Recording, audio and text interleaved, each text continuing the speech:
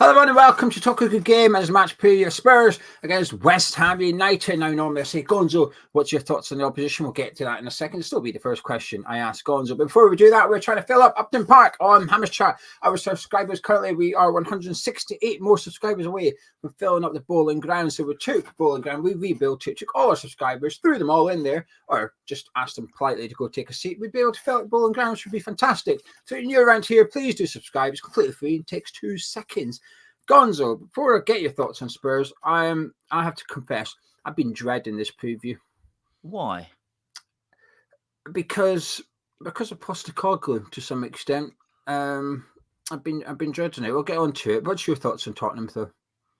Well, I think it's hard to discuss Tottenham without discussing Postecoglou. I think I really like him. I think he's refreshing, and I think sometimes when you have a manager like that playing a brand of football like that, it can maybe take the edge off of some of the things that you don't like about the football club, maybe a historic rivalry, certainly with the ownership as well. I'd make the case, funny enough, because I don't like Daniel Levy, I'd make the case with Newcastle were a good case in point, really. I don't like what's happened there. I don't like Amanda Staveley, but Eddie Howe is a really, really nice guy who comes across really well, plays exciting football, and it takes the edge off Gio. And I can't sit here moaning about, not week after week, but about Mikel Arteta and his histrionics and the way he acts. And I can't complain about him and then not praise someone like Postecoglou, who is, I mean, by comparison, you're comparing a generously spirited, grown man with a petulant child, really, and for all the same things that make me completely dislike Arsenal at the moment, you've got this charitable, great guy, a typical Aussie bloke. Do you know what I mean? Who just comes across so well, and I do. For me, he's taken the edge off with Tottenham, really, and I like him. I think the one thing I'm in a way grateful for is the media loving with him at the minute. When he was at Celtic, I really warmed to him at Celtic, and we loved him at West Ham. And when he went to Spurs, it's always nice for your opinion to be right when it's a good thing. When you say, I think this will be a good sign, it'll be good, it feels nice. Everybody does it. But sometimes I actually want to be wrong. So when Postecoglou went to Spurs, I thought, I hope I'm wrong about this guy. This is the guy that I would have loved at West Ham. I hope he goes there. I hope he pisses everyone off. I hope he's a bit of a so-and-so in the media. I hope his football's rubbish. I hope it doesn't work. And he's gone there, and everything's worked just like I thought it might have done had he come to West Ham. That's not to say it would have done if he come to West Ham, but I'll tell you what, he would have still had that personality and that charisma that he's got at Spurs. You would have still seen that at West Ham. That's transferable, and I think he would still play that brand of football at West Ham as well, because he's played at every single club. When he was in Japan, when he was in Australia, when he was at Celtic, he played the same way every single time, and he won't go away from those principles. I think it's admirable. I think at times it must be, as a Spurs fan, it must be frustrating on 1 or 2 games where you think, hang on, this is costing us points. But by and large, I think there's a lot to admire about it. Now, I know people say, hang on a minute, David Moyes sticks to his principles and you can play. It's a bit different. When one's got attacking philosophies that he sticks to, and the other one's got defensive philosophies he sticks to. It's a little bit different in that regard. But the media love Postecoglou, and they love him so much. It's actually made me not dislike Ange, but dislike the loving a little bit. So I'm kind of grateful for that, because he's it was easy to dislike Tottenham for the reasons you're referring to Arteta. When they had Conte, Mourinho, these glum, a bit of arrogance, grumpy managers, it was easy to dislike Spurs. But now they've got a likeable guy there. It's frustrating, but it's not just the guys, the football they play as well. I think it's wonderful. I'm going to wash my mouth out when I say this. I enjoy watching Spurs play this season, and I do not like the fact that I enjoy watching Spurs play this season. Yeah, I'm going to stop short of that. Maybe I'll say I enjoyed watching Manchester City play at the weekend. Try and get out on a technicality. I'll tell you the other thing about the press. Look, the press are almost like this entity that we speak of from a detached point of view, but they are journalists who know each other, who talk amongst one another, and it was after that Man City game, one of the journalists asked him a question. And I don't watch the game. I was listening to the interview afterwards, so something's clearly there's a glitch in the matrix with me. That's for sure. So I was listening to Postecoglou being interviewed afterwards, and she said something. The interviewer said something he didn't agree with, and made an incorrect observation, I think, about his reasoning for bringing Højbjerg on. And it was the way, and he just turned around. He said, "Oh, well, you know what? I wouldn't really say it like that, mate. But what I think what really happened, and he was really pleasant. There was no edge to him at all. He didn't make her feel like an idiot, and he wasn't offended by what she'd said. And I couldn't help but remember what David Moyes had done in a similar situation a month back, where he's arsey and nasty." And then ends up reminding, it might have even been the same interview, I don't know, you never see him, always sees his microphone, but reminded her what she'd said to him before the game. And yeah, well, there you go. And it was, oh man, it was, he's good. He's a good guy. He's a good guy. So I'd imagine that the press and the media, they probably look forward to dealing with him. It's probably when you're drawing the straws out. Do you know what I mean? Of right, who gets what press conference? Probably if you're in the media team, you get to go to Tottenham today. What are you going on? You going to see West Ham, or you going to see Arsenal? Oh, okay. It's not even the people, is it? If you're going to West Ham, you're going in the porter cabin in the winter to speak to David Moyes. Tottenham, you get to go to that £1 billion stadium, and they probably got a buffet for you as well. Sit in a nice comfy chair. Yeah, and ask Postecoglou. Yeah. You know you're going to get sound bites for your answer as well. It's like a guaranteed winner, isn't it? Right, before we talk about Spurs on the pitch rather than off it, this video is sponsored by HelloFresh. That's coming up to Christmas, which is the perfect time to get involved in HelloFresh, not just because of their special offer at Hammers Chat, which is 60% off your first box, 25% off your next two, plus free gifts. To take advantage of this offer, please use the link in the description or use the code HAMMERS at the checkout and you'll be able to get that discount. However, with Christmas coming up, nobody wants to be doing cooking a few days before Christmas. You don't want your fridge ran full of stuff you're not going to use. And HelloFresh allows you to save time with simple to use recipes. Just go on, pick the recipes you want. They send you the exact amount of food you want with easy to follow recipes. Bish bash boss, it's all done, and it's particularly helpful with midweek football as well. Now, Spurs don't have to worry about European football over the next couple of weeks, but however, we at West Ham do. Spurs might have to worry about the Carabao Cup quarterfinals, but West Ham do. So when it's football night, you get in from work, you want a quick meal before the football. Happy days, because some of these recipes are done in just 20 minutes. Get involved. HelloFresh, link is in the description below. Now, Gonzo, Spurs on the pitch, top four. Do you think they'll do it this season? Maybe. Yeah, I mean, probably. They probably will, but it's tough. There's a lot of competition there, really. But you don't know. At a point where you think someone is not going to falter, they do. So at the point where you think Aston Villa might be looking like they're unstoppable, they'll have a little blip. At the point where you think maybe Newcastle are out of it, then they go on this surge as well. So it's just tough. You have to assume. Well, you don't have to. You can assume what you want. That it will be Manchester City will be up there. That Arsenal will be up there.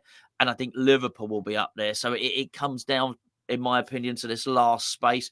It's going to be tough. They're very capable of doing it. Might be two spaces, remember. Oh, it's very likely to be two spaces this year, 4th and 5th Champions League. Well, that improves their chances, doesn't it? So, yeah, I mean, they're very, very capable of doing it. They still seem to be picking up... Actually, they've been on a little bit of a bad run, haven't they? But they lost a lot of players to injury. So when they get them back, you'd have to assume they're going to strengthen in January, and they do not have the distraction of European competition, which is hard to play midweek and weekend. It takes its toll. Having said that, they're playing midweek this week, of course. Yeah, I think they'll get Champions League. I agree with your top three. By the way, then you've got the likes of Villa and Spurs in there. Newcastle potentially long term, you'd imagine, would get up the table and challenge them. Man U somehow are clinging on. I don't know how, but Man U somehow are yielding the points to stay up there at the minute as well. So I think they'll get top five. They're unlucky with injuries at the minute. I think, like you said, come January, if they can bring in one or two decent players, they can kick on. They can go get that chance, and that would be a success, I think, to change the philosophy, to change the way they're playing in this season and get back into Champions League football. I think it would be a really good success. and a good platform for them going forward.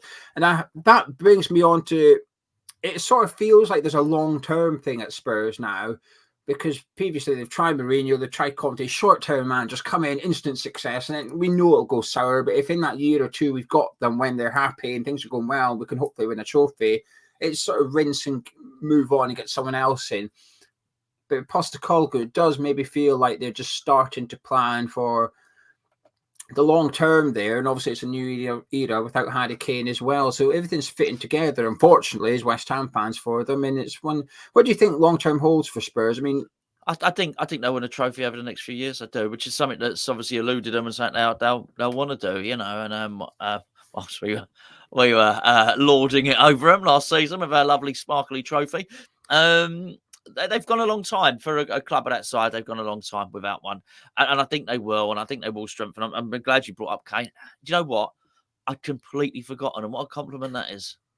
Yeah, I mean, Son looks like a new player in that striker role as well, and he's even got Lo Celso back in, Hale back in, who were forgotten players at Spurs, and they've got like a second wave almost to some extent. Speaking of players, and the ones you admire, please. I like that. Udogie, Snoop Doggy. Yeah. He's good, right? Good doggy. Good.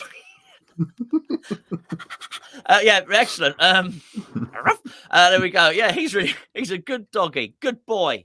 Maddison was really good. He's obviously got injured at the moment, like what he's done with Son there. I liked Bentancur, but he was out, and then he seemed to be back in. I don't know if he's suffered an injury again. Yeah, it's a bit of a sore one for Spurs fans. He came back from injury, was running the game against Aston Villa, and Matty Cash went through him, took a yellow card for it, and he's out for a long period again. Yeah, I was really impressed when they signed him. Actually, yes, I think he's a good player. They got lots and lots of good players. Gio and Kulachevsky.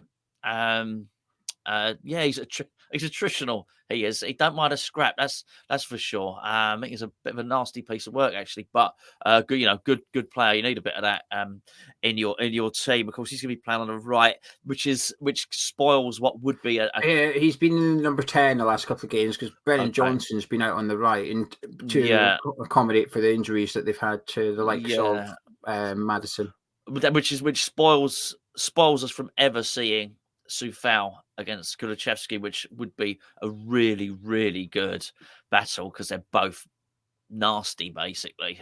Both would foul each other a lot, so that'd be a really good one. So it would be spot from seeing that. Lots of good players, Gio. I always think a sign of a good manager is one that goes in and improves the players he's already got. I know you want to make the squad your own, but can you also improve the players you've got? I'll often refer to Emery at Villa with the likes of Matty Cash, Douglas Luiz, Konsa in England squad. Now Watkins looked like he was on his way out under Gerrard.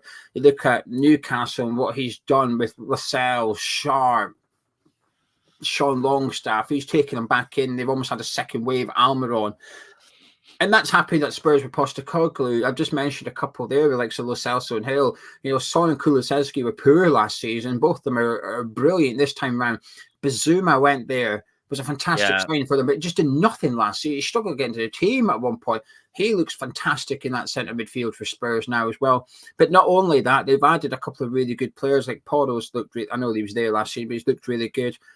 Van der Ven at the back, huge miss for them. Never heard of him until I seen him at Spurs, and I don't know, who's this guy? Fantastic. The keeper Vicario is superb as well. Getting rid of Hugo Lloris has been, I would argue, more important. Kane goes. There's like a new era without Kane. What are you going to do? Well, actually, I think it's possibly more important when they got a new number one in, because Lloris was captain. He cost him quite a few goals, actually. I thought he was quite a weak keeper for the last couple of seasons, but it felt like he was undroppable almost. And now they've got Vicario in there, who's fantastic with the ball at his feet, a good shot stopper as well. He's really impressed me. Probably been one of the better, possibly their best goalkeeper in the Premier League so far this season. So, yeah, they've done well. Lloris and Kane, either side of the pitch, two players with longevity and, cult hero status as a minimum. I don't want to say if Lloris is a Spurs legend or not. That's for Tottenham fans. But certainly someone that's been there for a while. Two players out there 11. Can you replace them? Yes. Well, we'll bring in a new player for one and we'll move Son to replace the other one, and both things have have worked really well, actually. Right, shall we talk about West Ham? I think we should. Team news, very little again, which is good news. Mikel Antonio, despite David Moyes 2.5 weeks ago saying Mikel Antonio will possibly be back in 2 weeks, is still not back yet. And Kurt Zouma should be fine for this game. He missed a game against Crystal Palace as he was burgled on Saturday night whilst he was at home. But he is back and available for selection should David Moyes wish to use him. But we're going to forget about whether Moyes is going to use him or not. It's all about whether myself and Gonzo will use Kurt Zouma for the next 5-10 minutes. Gonzo, let's talk about the team you want to see starting in goal, please. Yeah, Areola in goal. I'm going to go with a back four of Soufal, Mavropanos, because he made a mistake. But aside from that, I thought he looked pretty good. And having seen Tottenham, I don't really want to. They're so mobile; they move you around. And even though I don't think we'll have a high line against them, they still move you around, and it's actually about how quickly you can turn and things like that. So I don't particularly want to see Zouma in this one. He's got enough on his plate, and if he's got a plate left, let's be fair. So I think he's got enough to deal with. At the moment. So that's not nice, is it? I do apologise. It was funny. It was good. Right. You're allowed to have a laugh. Obviously I'll play a Gerd next to him, and then Emerson at left back. Yeah, I completely agree, actually. Similar reasons as to why I keep Mavropanos in. I think he's done all right. If you take away his error, he did nothing wrong, really. I thought he was faultless on Thursday, granted, against poor opposition. However, not only that, Zouma and Aguerd have both made errors this season, and Moyes has kept them in. Moyes has given them fifth chance, and I think you've got to give Mavropanos another one. Say, look, you switched off, you made an error, stupid thing to do. Go again. Defensively, he was fine. He didn't make a defensive error against Crystal Palace. It was one when he was in possession of the ball that he messed up in. So I would keep Mavropanos in there with Aguerd, Emerson, Soufal. They sort of pick themselves now in Areola and goal, as you say. Now, this is where it potentially gets a little bit interesting in regards to, do we drop players? Do we rotate the squad a little bit because we've got demand in December? How would you like the midfield to line up? I'd drop Souček for this one, and I'd play with Alvarez, which I think is going to be a must for this game. As much protection as you can get. We need somebody in there. Was interested to hear that he was sick, he was ill. So fair play to him for getting up. If he had a bug and he got played, so a couple of days more recovery after that, he's going to be a little bit better as well. So that's good. I would play Paquetá and James Ward-Prowse in the middle, but very much Paquetá as a number 8 there. So almost the defensive midfielder with two in front there. So that'd be my midfield. Hey, our team might add up today. I've gone with the same midfield. And just to add another layer onto your reasonings for dropping Thomas Souček, and Souček, in my opinion, through the eyes of David Moyes, not necessarily through the eyes of myself, has become undroppable and unsubbable. Why? Well, because we know why. He's a goal threat, but when is he a goal threat? The last 10 minutes of the game. So we can still have Thomas Souček as a goal threat for the last 10 minutes of the game. He just doesn't need to play the other 80 minutes in order to do that. That's right. But it feels like perhaps we have been almost carrying him for 18 minutes because of what he can do in the last 10. Well, let's put him on the bench and bring him on for what he can do in the last 10 should we need a goal. So I completely agree with you. Alvarez in front of the defence, then Ward-Prowse and Paquetá in front of on either side of him in midfield. And that's a strong midfield in there. And we're going to need something. We're going to need a bit of creativity because we're not going to have much of the balls. But when we do have it, we're going to need to do something with it. And quickly. So let's get Paquetá in there. And also it might allow James Ward-Prowse to have those darting runs forward that we saw at the start of the season against the likes of Chelsea, Brighton, Liverpool. Maybe we can have those runs back. Moving into your front three then, I know 2 of them, so I'm intrigued by your third man here. But what would you like to see lining up at the attack? Well, Cornet would be the third man because I think we're gonna counter attack here, and we stand a chance. By the way, I know I totally understand that Tottenham are favourites, massive favourites here, and we have not been playing well. But we've not played teams that have particularly played into our hands and suited our tactics. If we are going to play counter-attacking, then the composition at midfield is important because Thomas Souček is not going to assist a counter-attacking team because, number one, he can't pass the ball quickly enough.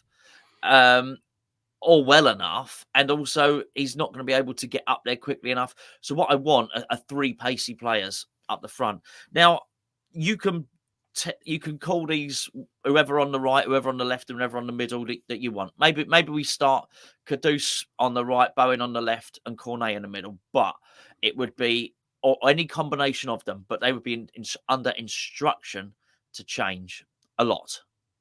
And what I want to do is just spring a counter attack. But obviously we've got three lefties there, so I think maybe it's the best of both worlds. Look, when we saw, I'm not suggesting Kudus is our long term plan as a left winger, but in the 6 or 7 minutes he played on the left wing against Crystal Palace, he did more than anyone else has done as a left winger this season. He's direct, he cut in. I also think Bowen's actually got Bowen set up Ward-Prowse 2 or 3 games ago. He played the last 5 minutes of the game on left wing, cut the ball back, set up Ward-Prowse. Ward-Prowse should have scored. We've seen Cornet obviously create the goal from wide right as well.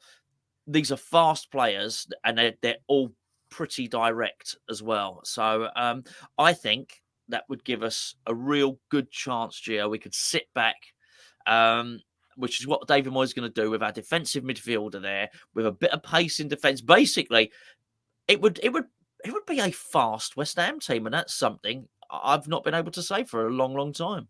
Yeah, I completely agree with personnel. Kudus, Bowen, and Cornet for myself as well. Bowen as a striker didn't work against Crystal Palace fine. We should have probably seen it coming in the way that Crystal Palace played, but he was excellent against Arsenal in the League Cup. There was promises there as to he could play as a striker in some games, and this is what I feel like a lot of West Ham fans have always said, which is it'll work in some games, but not all of them. So don't play him up front in every single game. Sunday, I think, was one of those games that it wasn't going to work. This is one that it probably could work, and maybe there's an argument for putting Cornet down the middle just because we know Bowen and Kudus will get back, because Udogie and Poro will get forward. They will push up a lot. So whoever is out on the width for us in that attacking front three needs to get back and defend, because they can be tricky to mark. They will get forward and join in the Tottenham attack. So maybe I haven't seen enough of Cornet to suggest whether he can or can't track back. I don't know. I'm not seeing enough of it. Usually when he comes on, it's because we need a goal, so there's no tracking back to be done. But I think Bowen's probably better suited for the front three. Just in the middle of the front three, I just think Bowen and Kudus are probably better suited to be the wise men in the front three for this game. But I agree with all your reasoning. It gives you pace. It's also 3 clinical players as well. Now, obviously, we're talking about Burnley Cornet here, not West Ham's version. But Bowen and Kudus, they don't need lots of chances. Saying that, I did see a statistic going round this week, big chances missed in the Premier League, and it was because Haaland's at the top. Jared Bowen's on that list, but so is Thomas Souček, actually. They both missed quite a few big chances so far in the Premier League for us. But yeah, Kudus, Bowen, Cornet, I think it has to be, and I'd be happy with that team. I know you said we've got a bit of a chance or something. We'll discuss that in a second. But before we do, Gonzo, it's day 2 of our Christmas offers. Socks is what I'm saying to you. Socks. Come in a lovely Hammers chat box, actually. Away socks. The players won't be wearing these. Look at those. Home socks. Beautiful. Beautiful. £5 a pair. £5 a pair your socks. 33% off, because it sounds better. It sounds better, I think. 33% off sounds better than £5 a pair. Go to hammerschatstore.com. You don't need any special links. You don't need any discount codes. They're already a fiver. We're already taking 33% off. This offer is live until 8:30 a.m. tomorrow, which is Wednesday, tomorrow morning. So if you want your pair of socks, whether you want the home pair like this or the away pair like Gonzo, both of them inspired by iconic West Ham shirts of past years gone by. So go to the store, grab your pair of socks. Perfect for you. But also, if you need a stocking filler for a West Ham fan, it's £5 for a pair of socks. It's easy. Buy it, wrap it up, bung it in their stocking, put socks in a stocking. Happy days. Gonzo, I mean, I was dreading asking you this, but I feel like you're ready to give me a good answer here. Are you confident? Well, actually, are you optimistic? Yeah, I am optimistic. I'm not confident, but I'm not fearful. Yeah, I'm not massively fearful. Yeah, I do. I think, look, if they were to play our team, if David Moyes was to play our team, I'd be really up for it. I'd think, okay, come on then, let's have a go. If he is going to make a change, I would suspect it would be Ben Rama that would come in. And see, the thing is, having watched a bit of time, not lots, but I watched the game the other day, and I understand they got to have centre halves out, and Davis has been playing. They've got no centre backs playing. Yeah. Davis was playing with what's his name in the middle, and Emerson Royale. Thank you. That being said, he did say Romero is on the way back. He's been suspended. That's right. Okay, well that's good because he's a bloody good player. I didn't mention him at the start. Plays well against us as well. But the thing is, they run back, so they're not in position, so they can be counter-attacked. That's the whole point. And he said, I'm not changing my philosophy. And I think if he plays Ben Rama, then Ben Rama will give them a chance to get back in their positions, the defenders, because he's just not direct. He'll just do a step over, he'll check back in, and they'll get the line. It's not like they can't defend. That's just when they attack so much, they're out of their positions. But once they get set, they can defend perfectly well. And actually, I know he might started his career as a fullback, but Davis is, once he gets set, Davis is not bad. He's not like some tiny little diminutive guy. He can play there. So I if he did what we suggest. Bit arrogant. Then David Moyes would do okay. He should take heed of us on this YouTube channel and listen to exactly what we say. But I think we can get them. But I think David Moyes has to. I'm glad he alluded. I watched your video, and I'm glad. And I hadn't listened to what David Moyes had to say. I'm glad he alluded to the fact that we weren't getting any corners. Maybe it was just you that mentioned it. Because we did only have 2 corners. Yeah, he did say that. He did say okay. Because we weren't taking risks. We weren't sort of attacking enough. It meant we didn't have enough set pieces. Well, I'm delighted that his UEFA A license has basically endowed him with enough information so that shooting at the goal will get you some corners. So that's a positive. It has to be said. I just hope he doesn't rely on that and then keep Souček on everything. Okay, we're gonna shoot. We're gonna get the corners, and then that's how we're gonna score. Giving it a bit of that. Because actually, I do believe in this instance, the counter-attack is our best option from open play, which I can't say it very often. That West Ham's best option of scoring might be from open play. But I really do. And they swap that around and with sometimes Bowen through the middle. And you're absolutely right. It's horses for courses. When Bowen plays against a team that are parking the bus, he has his back to goal and he gets bullied.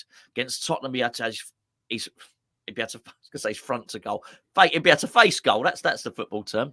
I haven't got my coaching badges, as you can tell. He'd be able to face goal, and he can run directly at them. And I think, maybe we can rekindle and relive that Conference League final goal with Paquetá playing it forward for Bowen to finish and score the winner. But I'm hopeful. Let's put it that way. I admire your optimism. You're almost getting me a little bit excited. But when we come to do this bit of the show, while we talk about the 11 we'd like to see, when we do this bit, which is very optimistic, you almost have to discard what you want and you have to then sort of predict what you're going to see. And I don't think we'll see Paquetá in the middle. I think we will see Souček. If there is a change to the team, I agree with you, it's possibly Ben Rama or maybe even Pablo Fornals that comes in. And then it's a case of, well, who drops out? I'm not that sure. It might maybe Ward-Prowse or something. I don't know what he'll do. I think Zouma will come back in as well, back into centre-back, and I think that'll cause us problems. I think Son, Hill, Kulusevski will enjoy in that area of the pitch. Udogie will get forward down that left-hand side as well, will cause Soufal a bit of problems, which will then, the domino effect is it'll probably cause Kurt Zouma a few problems. I'm actually dreading this game, truth be told, Gonzo.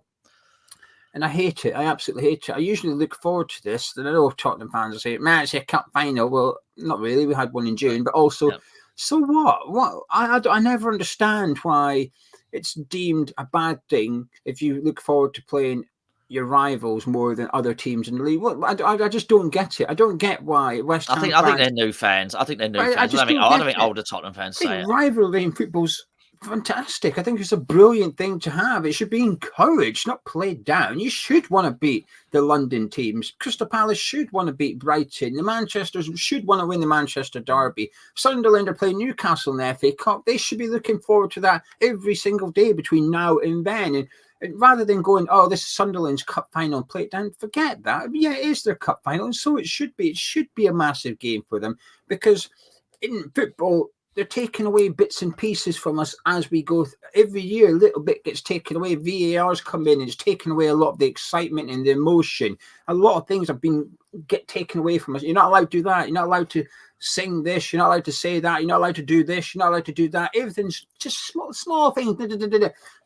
Don't let them take away the football rivalry as well, because there's one of few things left that we can actually enjoy and look forward to. So is it our cup final this year? Hopefully not. Hopefully we actually have a cup final. But feeling that, do you know what? The London derbies will be our biggest games this season, and I'm all for it. So I just hope that the players are up for it, because can we get a result? Well, yes, because of going by your theories, the fact that we've already beaten Arsenal in the cup this year, Spurs are missing a lot of players as well. So, yes, there is a lot of reasons as to why we could get something out of this.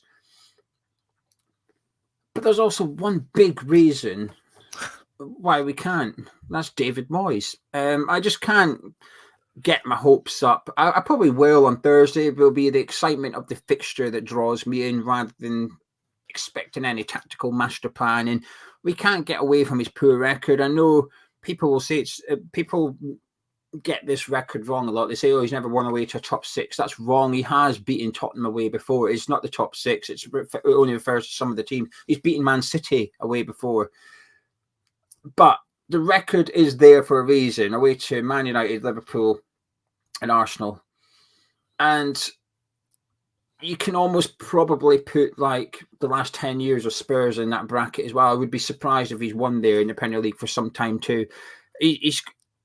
We need it. We need a boost. We need a boost. Yeah. It's a bit boring at the moment. Everybody's grumpy because of the style of play, not because of the results, because of the style of play. Everyone's grumpy. Well, actually, if there's any game, we will be happy with the most David Moyes performance ever, but yields a 1-0 win. It's probably this one. If David Moyes, if you ever want to do Moyes ball, where you have one shot on target all game, we won 1-0, and we don't grumble about the performances, it's probably these games. Spurs away, Man City away. We'll probably accept it because we've won and we'll appreciate the result and forget about the football. We'll moan about it on Sunday when we go to Craven Cottage and we get outplayed by Fulham. But for this one, bring on Moyes ball. Anyway, anything else you'd like to add, Gonzo, before we disappear? Yeah, look, if we can win this game, the draw against Crystal Palace looks mighty fine. I have to say that if we can go and beat Fulham as well, then actually West Ham are right on track this season, right on track. But I was saying that before the Crystal Palace game, which is win this, and and we're right up there, pushing and looking at 7th and 8th, which is where we want to be and is where we should be. And despite a lot of the talk about us, and David Moyes is statistically our most successful manager, it's not historically where we've been, but historically we've not been in a stadium that's just about to be increased to 68,000. We've not historically spent the money that we have. We are the 8th highest wages in the Premier League. David Moyes spent whatever 450 million, whatever the case may be. Those are the new parameters and those are the new realities. So if you're going to accept all that new stuff, you can't go harking back and start saying, well, actually, compared to what maybe other managers had to work with, the other managers didn't have what David Moyes has had to work with all the time to implement it and put it into place. So I'd like to see a little bit more ambition from him, actually, because he's got ambition in terms of the money that's been invested in the squad and the wages that have been paid, and certainly ambition with everything else. So I'd like to see him match it with his tactics for this. And I don't want to see us meekly surrender against Tottenham. It's not our cup final, and I would argue that our whatever knockout fixture we have in Europe next, because we got through in the group, is a bigger game than this for us. But it's a really important game for us. They are a rival team. Tottenham would argue that we're not their rivals, and Arsenal are. Well, that's fine as well.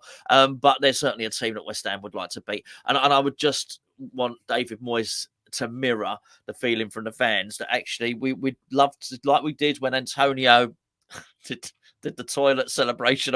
He didn't know it was going to be a toilet celebration at the time, but it's been memed and gifted and everything so many times. It's the taking a poo in the Spurs Bowl celebration, as a lot of us like to think it as. And at first, I think it possibly was their first home game We gave him a I think so. yeah, we gave him a bloody nose and a skid mark toilet, quite frankly, and we'd like to do the same again. And we'll leave it there. If you enjoyed this preview, please do drop a like on the video by clicking the thumbs up, and also subscribe if you're new to Hammers Chat. Both things take 2 seconds and help the channel out a lot. Also, if you fancy a pair of Hammers Chat socks, you can get their home pair or their away pair. Just go to the website hammerschatstore.com and grab a pair. Only £5, save 33% off. The offer ends tomorrow morning at 8:30. But don't worry, there's a new offer. Tune in then to find out what it is. Myself and Gonzo, catch you in a bit.